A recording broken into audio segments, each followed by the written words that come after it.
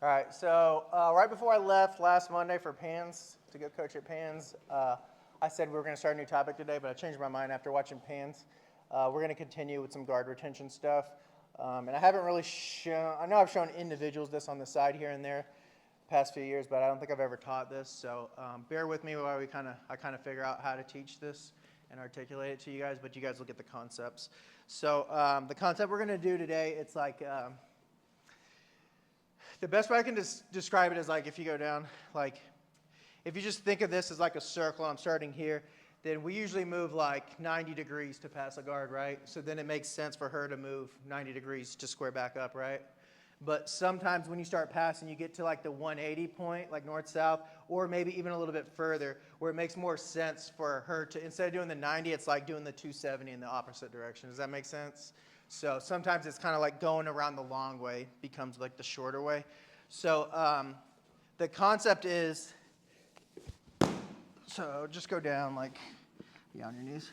So like if she were doing a pass, I'm going to show this in a couple different ways, but if she was doing some kind of pass where my top leg is the one that's getting passed and my bot, like a crazy dog pass or something similar to that. So like down here, like crazy dog pass, my top leg is here, right? So I can't really like shrimp back 90 degrees to get that. But what you can do here is start to do those side rolls and invert here, and then this leg stays right where it is the whole time, the trapped one, but now I have my guard back.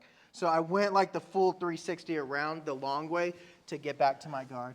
And it also happens with like, let's say it's like a leg weave, where my leg is stuck here. So this is like a horrible half guard, right? Like if you want to call this a half guard because I'm stuck here. But then if I'm doing this sloppy right now, but if I did it like here, now I'm in like a normal half guard, and this is a lot easier to defend.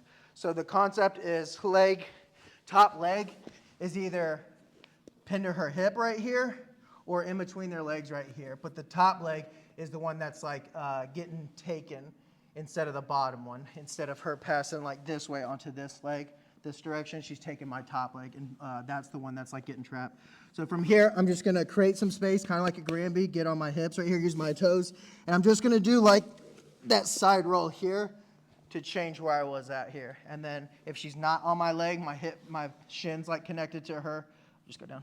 If my shin is just connected to her right here, maybe she's like this or something like this. So if she keeps going this way, she's going to pass my guard here. Boom, coming around like this. But if I can stay on the inside here and roll through and keep that leg connected to her, then I can get back to guard and square back up with her. Does this make sense? Does this make sense? No?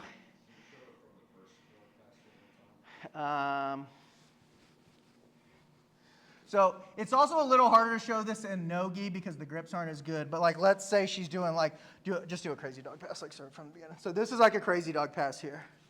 She pins that top leg and pass. And she passes my guard like this. And I can't really like shrimp away because of the way my legs are trapped here. But what I can do is inside here, create some space, get on my toes with my hips, and then I can just roll through. All I'm doing is a side roll. I think it's going to feel a lot easier when you guys try it. Did that help? All right, we'll figure it out, I promise. Any other questions? Do you get it? I get it. I think so. All right, any questions? I'll help you on the side, Babs. All right, girl partners, ready?